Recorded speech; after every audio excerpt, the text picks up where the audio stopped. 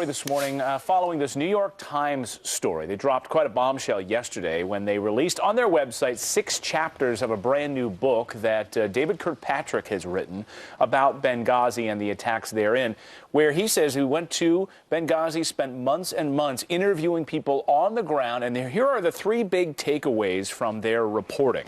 We'll parse all of this. Part 1 of this is that there was no evidence at all that al-Qaeda was involved in the attack. This is what the New York Times says. They also go on to say that an anti-Islam film, remember that film, the infamous video that Susan Rice talked about, didn't talk about, that was what sparked and fueled the attack, and the attack was led by a group of Islamist militiamen. But, you know, it's very interesting because this article points out, or these little clips or chapters that they have picked out, they talk about a fuller accounting of the attacks. But they're talking about nebulous sources as well. Right. We don't have any official sources here.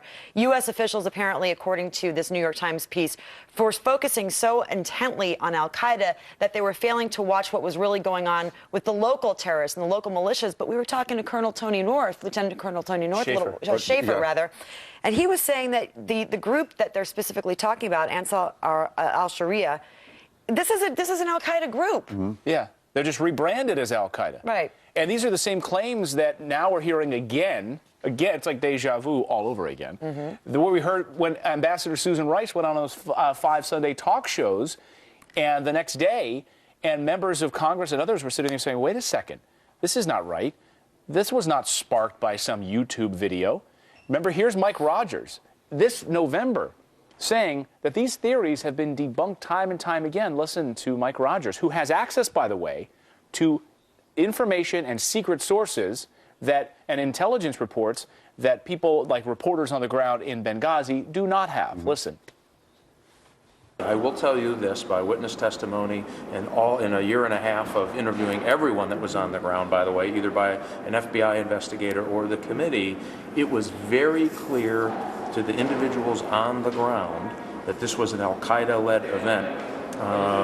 And they had fairly descriptive events early on that led those folks on the ground doing the fighting to the conclusion this was a pre-planned, organized terrorist event, not a video. That whole part was debunked time and time again. And how about Greg Hicks? Remember him? He's number 2 in Benghazi.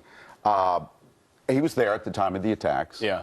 And remember what he said when he heard Susan Rice on the 5 Sunday morning talk shows? You'll remember this. His jaw dropped. When Ambassador Stevens talked to you, perhaps minutes before he died, as a dying declaration, what precisely did he say to you? He said, Greg, we're under attack. Would a highly decorated career diplomat have told you or Washington had there been a demonstration outside his facility that day?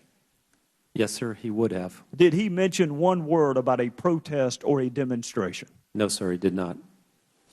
So fast forward, Mr. Hicks, to the Sunday talk shows and Ambassador Susan Rice. She blamed this attack on a video. In fact, she did it 5 different times. What was your reaction to that? I was stunned. My jaw dropped. And I was embarrassed. The New York Times piece also goes on to say that there was surveillance 12 hours before the attack, but that the people that were involved with their surveillance may not have been involved with actually coming out and attacking the consulate there, that these were just arsonists and looters who kind of got caught up in this whole chaotic event. It really is striking. And let's listen to what we had Lieutenant Colonel Tony Schaefer on a little bit earlier. And he was talking about the video as well. He says the evidence shows it was al-Qaeda, not a video. Well, and he speaks directly to what you were just talking about, which is that if it was just arsonists and looters just throwing Molotov cocktails at a building, they wouldn't have been as precise and as planned with these mortar rounds organized as they were. Listen. Let's remember the key points here.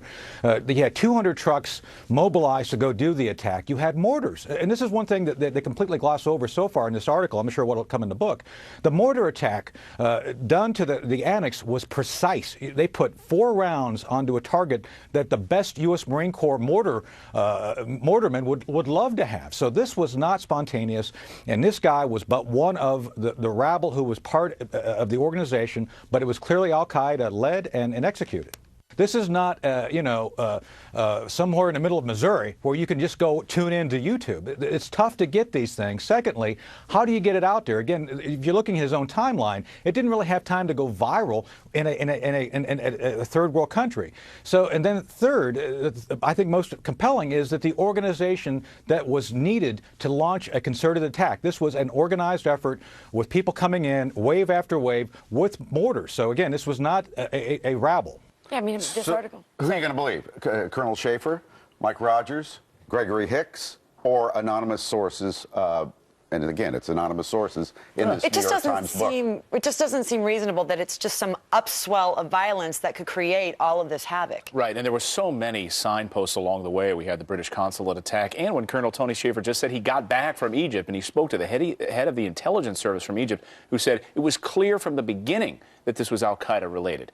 And all of the reporting that and all of the intelligence that the Egyptian Intelligence Society had on their books was pointing all to Al-Qaeda. And I thought it was interesting what Colonel Schaefer said also in that interview we did earlier this morning, that let's say the video didn't even exist. This little group that he says is a part of Al-Qaeda was going to attack, video or not. This is, again, just to sell a book, right? New York Times releases 6 chapters on its website to try to drum up support. They're not going to buy, would you go out and buy a book on Benghazi about the stuff that we've been reporting now for a year and a half that's well documented? No, you got to come out with something salacious like this, right? Well, it's also, the book suggests that U.S. officials are focusing way too much on Al-Qaeda and not enough on the local terrorist groups and the local militants and militias that could cause a lot of trouble as well for our troops and our officials over there. And earlier you mentioned some of the shady sources that have been on the ground there. That are your friend one day and your enemy the next. Well, didn't we see that in that 60 Minutes report a few weeks ago, that the Laura Logan piece that has since been discredited about an eyewitness who happened to be there? Turns out that was a shaky source from begin with. So you should be questioning a lot of these sources and where this information is coming from. That's for sure. Anyway, much more on this big story this morning here on Fox as the story rolls along. Upcoming.